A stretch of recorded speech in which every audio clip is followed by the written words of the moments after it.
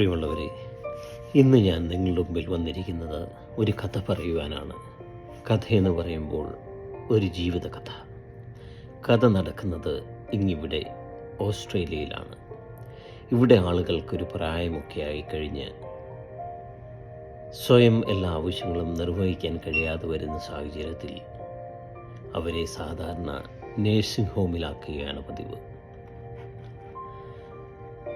Nursing ഹോമിൻ്റെ സൗകര്യങ്ങളനുസരിച്ച് പല വിധത്തിലുള്ള ഫീയും കൊടുക്കേണ്ടതായിട്ടുണ്ട്. നമ്മുടെ ഇന്നത്തെ കഥയിലെ നായിക 70ഓളം വയസ്സ് പ്രായമുള്ള ഒരമ്മയാണ്.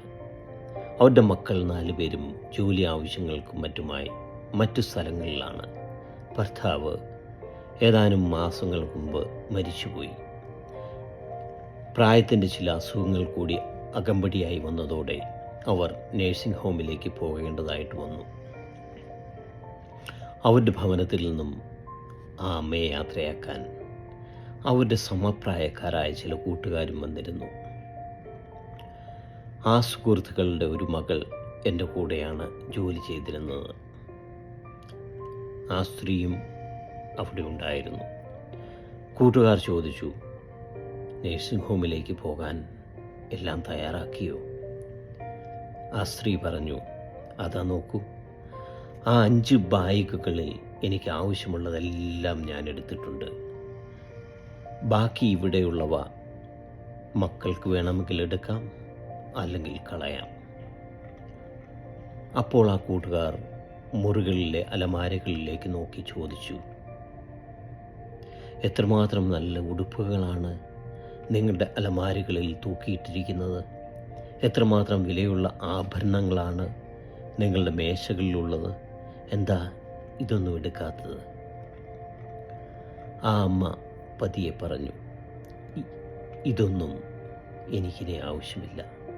എനിക്ക് ആവശ്യമുള്ളത് അവിടെ സ്ഥിരം ധരിക്കുവാനുള്ള കുറച്ച് വസ്ത്രങ്ങളാണ്. അത് ഈ 3 ബാഗുകളിലും ഞാൻ എടുത്തിട്ടുണ്ട്. നിങ്ങൾക്കറിയാമോ ആ മറ്റ് 2 ബാഗുകളിൽ എന്താണെന്ന്? ഇനിയൊരു പക്ഷേ എൻ്റെ ജീവിതത്തിൽ ഏറ്റവും കൂടുതൽ പ്രയോജനപ്പെടുന്ന സാധനങ്ങളാണവ. അവർ പതിയെ ആ ബാഗുകൾ തുറന്നു. കുറേ ആൽബങ്ങൾ, കുറേ ഛായാചിത്രങ്ങൾ. അവർ പറഞ്ഞു, ഈ ബാഗുകളിൽ ഞാനും ഭർത്താവും കുട്ടികളും ഒന്നിച്ചുള്ള ചിത്രങ്ങളാണ്. ഞങ്ങൾ ഒന്നിച്ചുണ്ടായിരുന്ന സമയത്തെ ഓർമ്മകളാണ്. ഞങ്ങൾ പിറന്നാൾ ആഘോഷിച്ചത്, പിക്നിക്ക് പോയത്, ഒന്നിച്ച് ഔട്ടിങ് നടത്തിയത്. ഇതൊക്കെയാണ് എൻ്റെ ഇനിയുള്ള ഏകാന്ത നിമിഷങ്ങളിൽ കൂട്ടായുള്ളത്. വളരെ സന്തോഷമായാണ് ഞങ്ങൾ ജീവിച്ചത്. ആ ഓർമ്മകൾ മാത്രം മതി എനിക്ക് ഇനി മുന്നോട്ട് പോകുവാൻ. അവർ ചില ഛായാചിത്രങ്ങൾ കയ്യിലെടുത്തു. എൻ്റെ മക്കൾ ഞങ്ങളുടെ വിവാഹ വാർഷികത്തിന്, പിറന്നാളിന്, ക്രിസ്തുമസിന് വരച്ചു തന്ന ആശംസാ കാർഡുകൾ. അവരുടെ ഈ കയ്യക്ഷരത്തിലൂടെ, ഈ ചിത്രങ്ങളിലൂടെ എനിക്ക് കാണാം അവരുടെ ബാല്യം. എനിക്ക് അനുഭവിക്കാൻ സാധിക്കുന്നു ഞാൻ അവർക്ക് പകർന്നു നൽകിയ വാത്സല്യം. അവരുടെ കണ്ണുകളിൽ കൂടി ഒഴുകിയിറങ്ങിയ കണ്ണുനീർ തുള്ളികൾ ആയ ഛായാചിത്രങ്ങളിൽ ചില പാടുകൾ വീഴ്ത്തി. വിറയാർന്ന കൈകൾ കൊണ്ട് അത് പതിയെ തുടച്ച് ആ ഛായാചിത്രങ്ങൾ ബാഗുകളിൽ എടുത്തു വെച്ച് അവർ പതിയെ കാറിൽ കയറിപ്പോയി. പ്രിയമുള്ളവരെ, ഒരു ദിവസം എല്ലാവരും ഒറ്റയ്ക്കാവും. ജീവിത പങ്കാളി, മക്കൾ എല്ലാവരും ഇല്ലാതാകുന്ന ഒരു കാലഘട്ടം എല്ലാവരുടെയും ജീവിതത്തിലും ഉണ്ടാകും. അപ്പോൾ വളരെയൊന്നും ചെയ്യാനാവാതെ ഇരിക്കുന്ന ഒരു സമയം വരും.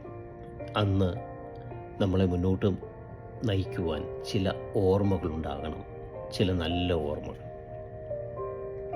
ആ നല്ല ഓർമ്മകൾ ഉണ്ടാകണമെങ്കിൽ ചില പ്രത്യേക ദിവസങ്ങളും അവസരങ്ങളും ഉണ്ടാകണം. പിറന്നാൾ ആഘോഷം, കുടുംബവുമായി ചെറിയ പിക്നിക്ക് പോയ ദിവസം, ഒന്നിച്ച് ഭക്ഷണം കഴിക്കാൻ പോയത്, ഒന്നും എല്ലാം ആർഭാടമായിട്ട് ചെയ്യണ്ട, ചെറുതായിട്ടെങ്കിലും ചില ആഘോഷങ്ങൾ. കുട്ടികൾ ഒരിക്കലും അവർക്ക് നമ്മൾ നൽകിയ വിലയേറിയ വസ്ത്രങ്ങൾ അല്ലെങ്കിൽ ഷൂകൾ ഒന്നും ഓർത്തിരിക്കില്ല. അവർ ഓർക്കുക ഒരുപക്ഷെ ഇങ്ങനെയുള്ള ചില അവസരങ്ങളായിരിക്കും, ചില ദിവസങ്ങളായിരിക്കും. ധാരാളിത്തം വേണ്ട. ബൈബിളിൽ പറയുന്നത് പോലെ മകനെ കഴിവിനനുസരിച്ച് ചെലവാക്കിക്കൊള്ളുക. അല്പൻ്റെ സമ്പത്ത് മറ്റുള്ളവർക്കായി സമ്പാദിക്കപ്പെട്ടവയാണ്. തിന്നും കുടിച്ചും ജീവിതം ആസ്വദിക്കുക, ദൈവത്തിൽ നിന്ന് അകന്നല്ല, ദൈവത്തോടൊപ്പമെങ്കിൽ ഇതെല്ലാം എല്ലാവർക്കും സാധിക്കും. ജീവിതത്തിൽ ഒരുപാട് ഓർമ്മകൾ ബാക്കി വയ്ക്കുന്ന സന്ദർഭങ്ങൾ എല്ലാവരുടെയും ജീവിതത്തിൽ ഉണ്ടാവട്ടെ. അതിൻ്റെയൊക്കെ ചിത്രങ്ങൾ എടുത്തു വെക്കാനും മറക്കേണ്ട കേട്ടോ. എല്ലാവർക്കും നല്ലൊരു ദിവസം ആശംസിക്കുന്നു. സ്നേഹത്തോടെ, സന്തോഷ്.